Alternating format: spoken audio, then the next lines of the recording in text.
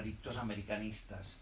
Es decir, nosotros consideramos que llamar la atención sobre la existencia de la literatura latinoamericana, insistiendo además no en esa suerte como de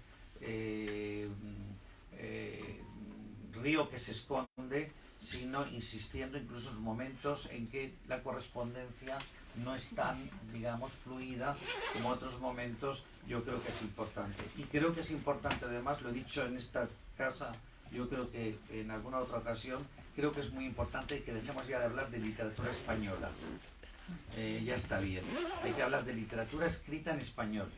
Y realmente yo creo que hoy, junto a la literatura anglosajona, entre las lenguas que yo puedo leer y de las que puedo estar informado, creo que desde luego España, la literatura en español y América pueden estar, yo creo que bastante, yo no me gusta utilizar la palabra orgulloso, porque creo que es letal, pero sí que podemos estar muy satisfechos porque creo que podemos competir en buenísima liza. Y ya está bien y conste que el que les está hablando no tiene el menor prurito nacionalista, ya está bien de ser esos acomplejados que venimos siendo, y sobre todo en los foros internacionales. Ya está bien. Creo que se está escribiendo una maravillosa literatura desde las dos orillas en nuestra lengua, y eso tendría que ser suficiente satisfacción y motivo para celebrarlo. Yo sobre el libro de Guillermo Sucre no quiero hablar nada, porque para eso tenemos aquí a Marina y a Antonio. Lo que sí quiero decir que fue un empeño que nos costó mucho.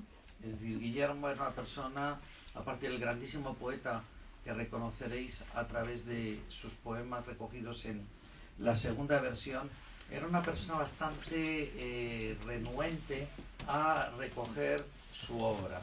De hecho, si os fijáis, su obra está publicada en una dispersión incluso geográfica enorme, ¿no? Publicó en Argentina, publicó en México, publicó aquí en España, en Venezuela, pero yo creo que incluso para la escala de su obra es casi en menor medida, ¿no? Y bueno, huelga decir la importancia que ha tenido como ensayista, y es verdad que esa faceta suya extraordinaria yo creo que contribuyó también para esconder al excelente poeta que felizmente, y yo creo que ahí con los buenos oficios de Antonio, supongo que Marina también intervendría, y desde luego debo decir, y doy mi agradecimiento en público, María Fernanda Palacios, que contribuyó de una manera yo creo que muy activa para que se acabara llevando este proyecto felizmente a cabo, ¿no? Y bueno, yo a lo mejor sobre lo que ellos digan pues digo algo más sobre su poesía. Yo desde luego creo que es uno de los grandes poetas, comparable a cualquiera de los grandes como nuestro Eugenio Montejo, Rafael Cadenas, Ramón Palomares, Sánchez Peláez, etcétera. Y yo creo que verdaderamente, insisto, tenemos motivo de celebración pudiendo tener acceso a la gran poesía de Guillermo Sucre. Marina, te paso la palabra y a ver cómo me toreas este morraco. Gracias, Manuel, gracias a todos ustedes por estar aquí. Gracias, Antonio. Y yo les voy a contar que esta invitación de Antonio me llegó cuando yo estaba llegando a otra ciudad, o sea, no tenía nada de Guillermo conmigo. Llegando, aterrizando el avión y entrándome el mensaje de Antonio. Yo no podía decir que no. Regresé el sábado en la noche. Yo no podía decir que no. Lo que por muchos motivos, Antonio me mandó el PDF del libro, que yo tengo, pero en Madrid. Lo que les quiero decir con esto es que lo que yo les voy a leer fue lo que escribí en base a la lectura de la poesía de Guillermo, de lo que yo leí en el libro. Así que se los llevo. ¿Quieres que te sostenga? No, llevo. Gracias, Manuel. Nada. Y gracias por las palabras tan lindas que dijiste. Por favor. Y dice así: hoy es el día de la poesía y para mí es un honor estar aquí en la librería Alberti junto a Manuel Borrás y Antonio López Ortega presentando la segunda versión, Poesía Reunida, de Guillermo Sucre. Un honor que es también una alegría. Gracias, Antonio, por invitarme a estar junto a ustedes celebrando a Guillermo, querido y admirado poeta, maestro, crítico literario y amigo. Gracias, Manuel, por hacer posible la publicación en pretexto de este libro necesario de uno de los poetas venezolanos más significativos. Y no puedo dejar de agradecerles a todos ustedes que están aquí un día de lluvia, el primer día de la primavera, con la primera lluvia de la primavera. Palo de agua. Gracias. Les hablaré como lectora. Es desde esa relación con la palabra poética que deseo detenerme en la segunda versión de Guillermo Sucre. Deseo hablarles desde la perspectiva más íntima y personal que poseo, mi lectura, mis sentimientos y mis emociones. ¿Acaso no recordamos que es la atenta escucha la que permite a la poesía ser cimiento en nosotros? La escritura es un llamado interno, y toda escritura que vale la pena lleva en sus palabras algo de la vida y las experiencias del escritor. No estoy hablando de autobiografía, no. Estoy aludiendo a cómo la literatura es el arte que conjuga la realidad y el sueño, lo vivido y lo imaginado, lo dicho y lo transformado por la palabra poética. Escribir es darle forma a aquello que interiormente se necesita configurar. Escribir es quizás una manera de mirarse, de explicarse, de entenderse, de respirar. Quizás escribir sea la búsqueda de aquello de lo que se siente su falta.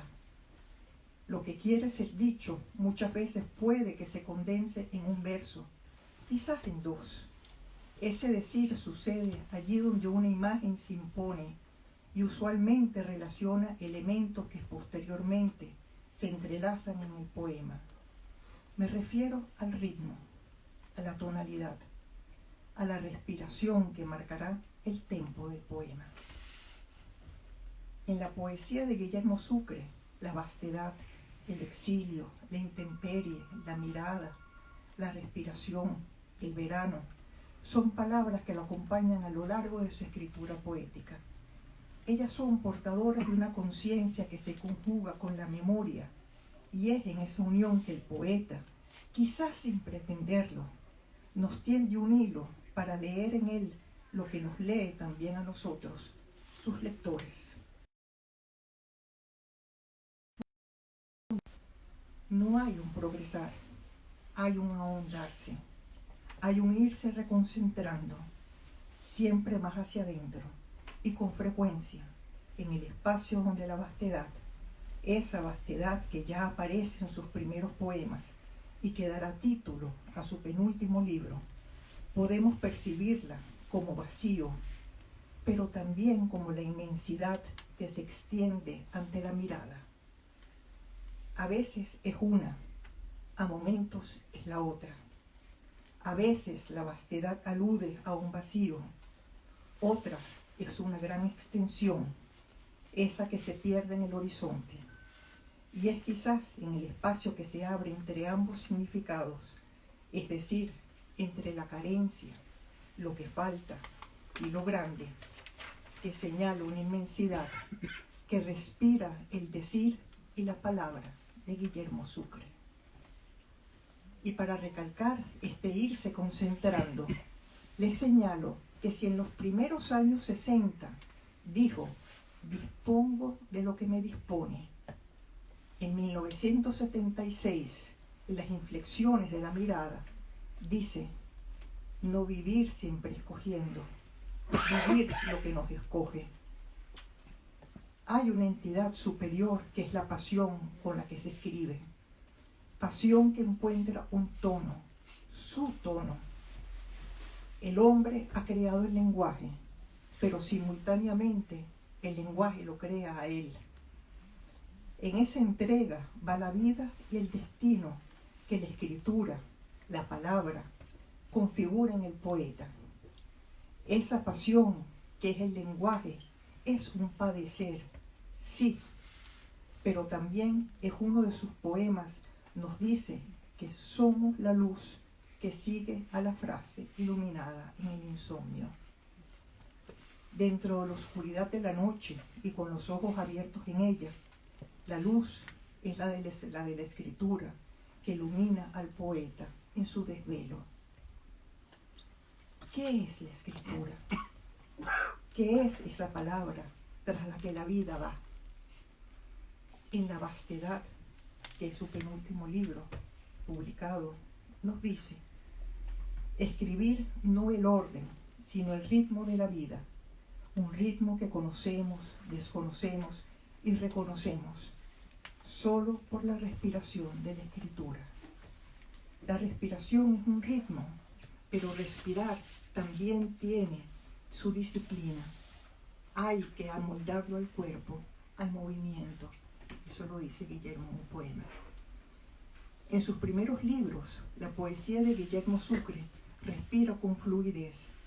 Sin embargo, en sus dos últimos libros, sobre todo en el último, las pausas de la puntuación son una falta de aire que nos permiten sentir la autenticidad con la que el lenguaje dice los sentimientos que golpean al poeta.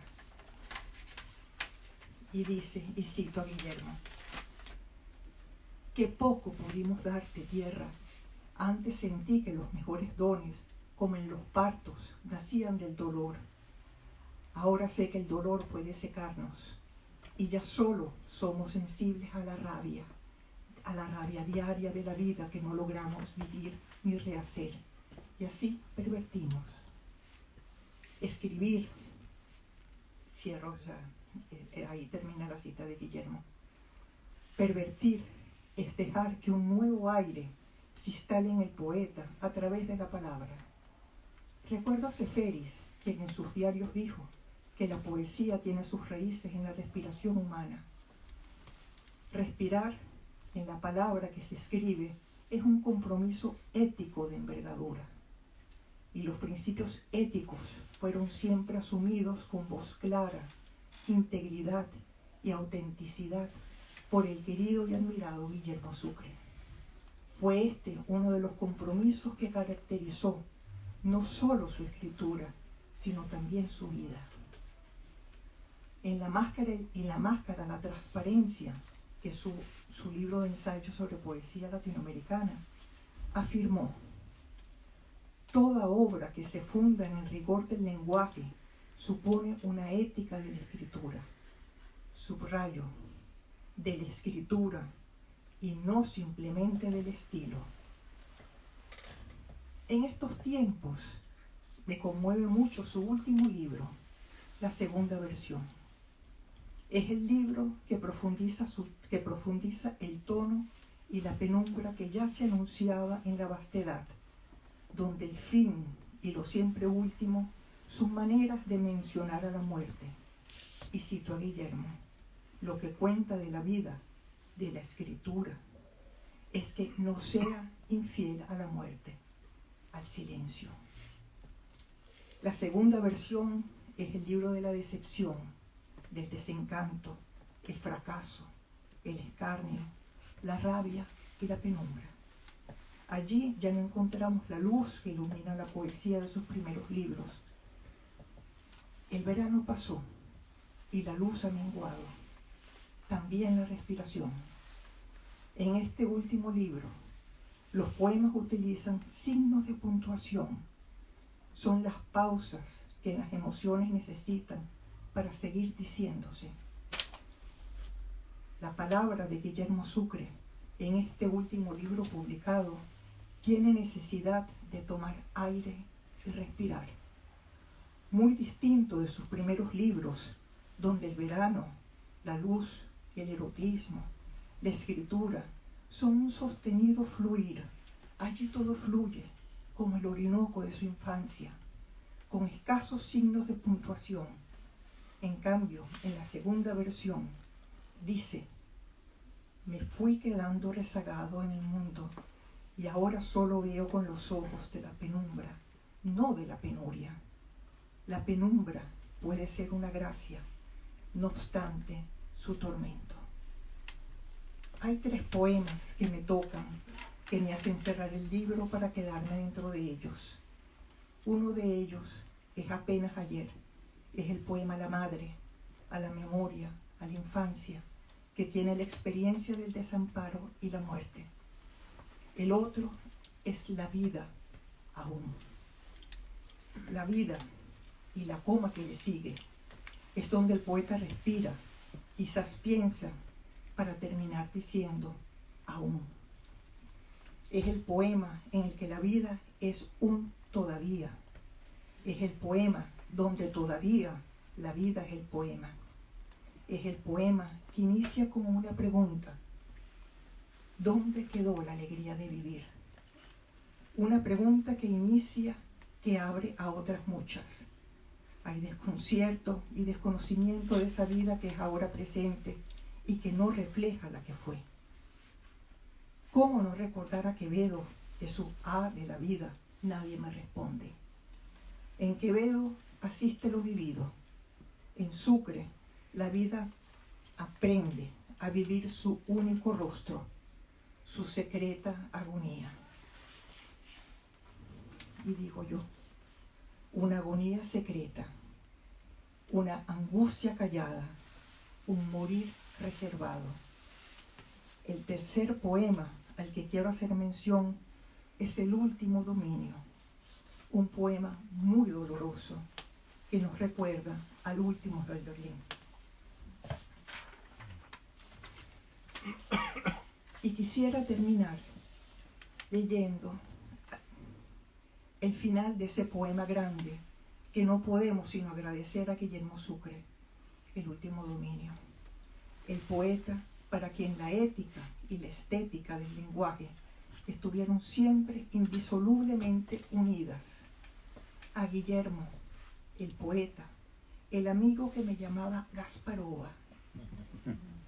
Lo honro y lo celebro, hoy con admiración crecida y profundo cariño. Y con estos versos termina ese gran poema del último dominio de la segunda versión. La vastedad del minuto, el relámpago de los años, en el empañado cristal de la memoria, la dicha o la herida, los amantes celebran otra historia. Nada los espera y al final ellos nada esperan. Los pájaros emigran y regresan, pauta de las estaciones. Los ríos fluyen al atardecer, menos deslumbrantes, y siempre amanecen. Los soles conocen la trama de los bosques y la balanza de los mares. Solo los amantes viven la justicia de los espacios, dados a la desmesura y a la desolación.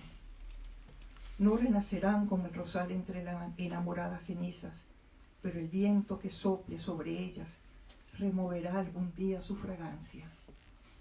La marchitez, la previsible muerte los asombran, como cuando niños vemos el mar azul y las arenas doradas.